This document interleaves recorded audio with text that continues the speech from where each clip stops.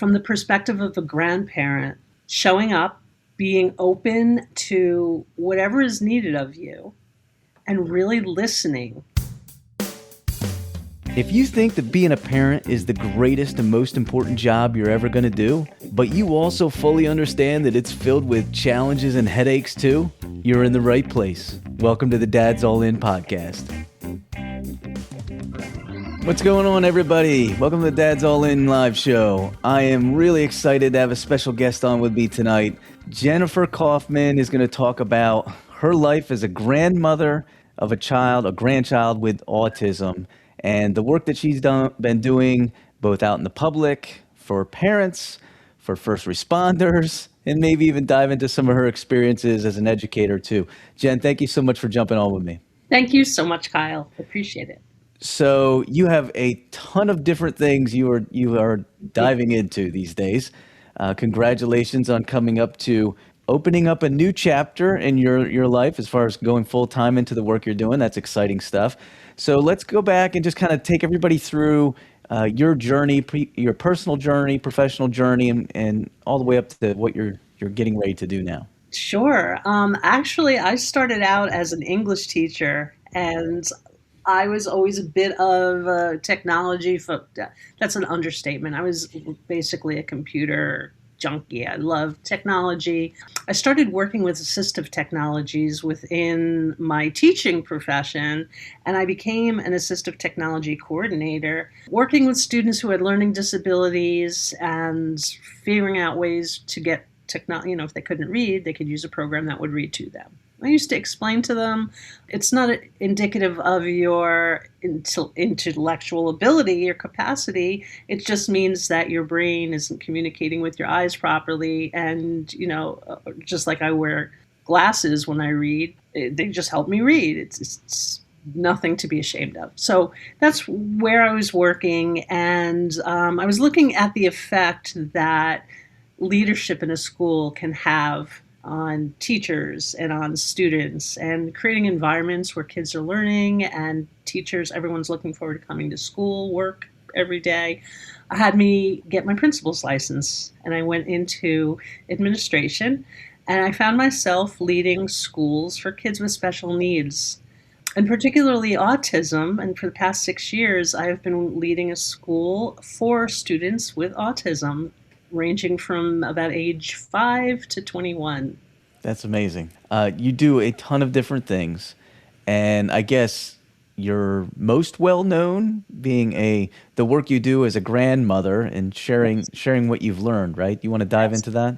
That is my heart's work. So here I am, a principal at a school for kids with autism, supporting all of these families and students through their journey. And maybe 5 years ago, my grandson, Ben, was diagnosed with autism, and that started our journey. And that started my own lesson in shifting my perspective and what it was really like to live with somebody in your family who needs that type of support.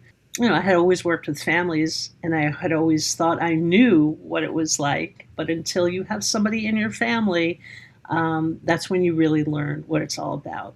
I'm going to guess that, it's one thing for a parent to have a child with autism. That's certainly challenging learning if you don't have a background, which majority of parents don't. But maybe even more so for a grandparent, and you just think about, you want to have your grandchild come over and spend the night, right? Your child, depending on the need of your child, like the things that you would need to learn about them in order to help them be successful. Do you find that the grandparents you talk to and the parents who talk to you about those relationships kind of dive into those kinds of things too, the challenges they face? Yeah, sure. Because it's very different. You go into this thinking, you have expectations. Maybe you had a great grandmother or grandfather, and you want to be just like them, right? And you have these visions of what it's going to be like, what holidays are going to be like. And now that you've received this diagnosis, you have to shift those expectations. And you have to realize that what I realized was, even though I have that professional background and the education, I thought of myself as an expert, but that was not the case when it came to my own daughter and her son and her husband. They are the experts on their Mm. child. And I am there as grandma. Yeah. And I can be there as the professional when with opinions and with resources when it's asked for.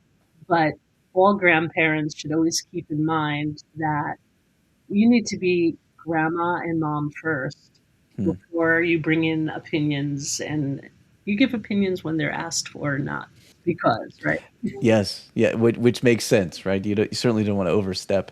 Is interesting. You're sharing about them being the expert in their child. I always say I've been saying this for years, so listeners forgive me because you've heard this Lord knows how many times. Every brain is unique. Whether you're talking about a child with a disability or neurotypical child, every brain is unique and amazing in their own way, and every brain has its own unique challenges too. And it's part of the process to surround that child with, or young person or even adult, with good people who have big hearts and want to help this person have the most success possible, right? So what kind of advice do you have about supporting young people with autism?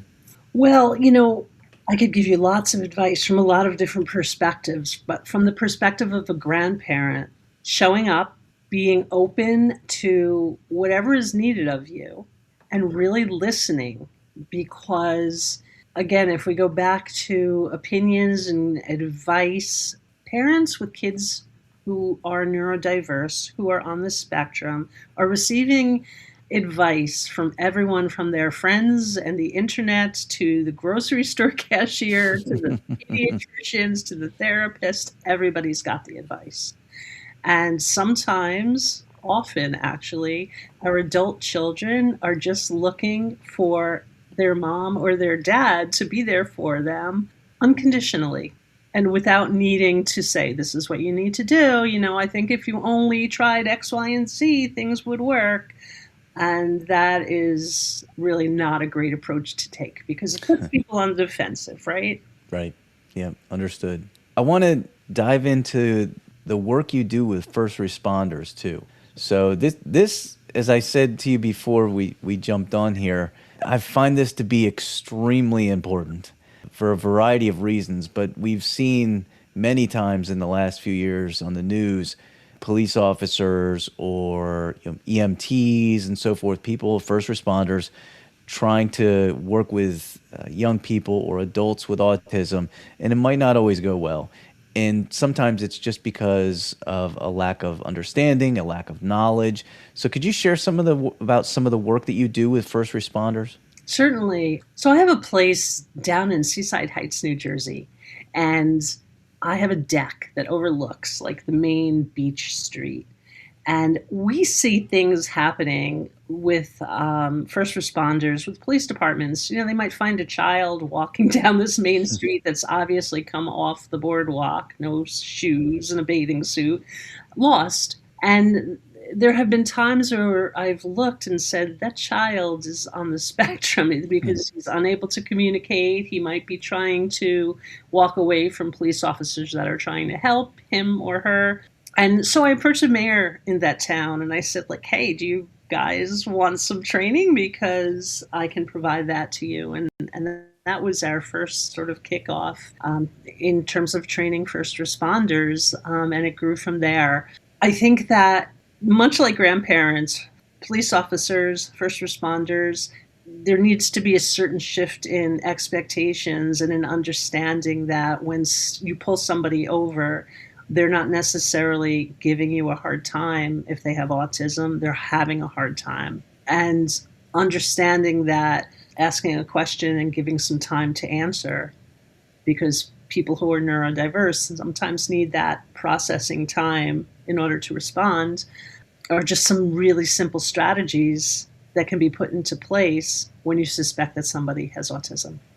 You want to talk about maybe one or two of those strategies? I'm kind of curious. Like, what are you sharing with the first responders on how they work with individuals with autism? Sure. I mean, if you ask somebody with autism, even just their name, and they don't answer, and you go on to ask another question and another question. Maybe when you're asking the third question, you hear a name said, but you've now moved on and you're expecting different information. Giving that processing time is incredibly important. Are you familiar with the Blue Envelope program? I am, but would you mind explaining a little bit for the audience, because I'm not sure that they are? Certainly. I know here in New Jersey, there are many towns that provide these blue envelopes. One side of the envelope has helpful tips. I should say that the blue envelope stays in the glove box with the license, registration, and insurance in it.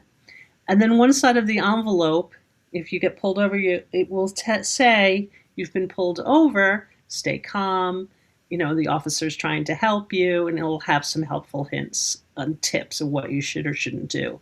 The reverse side of the envelope is for the benefit of the person, the first responder, the police officer, to understand that this person has autism. They may be slow to communicate. They may not answer your questions or have eye contact.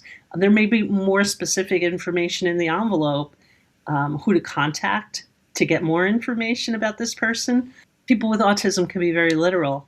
Mm-hmm. Somebody actually just told me a story about their son had been pulled over and had been asked, "Were you drinking? Have you been drinking today?"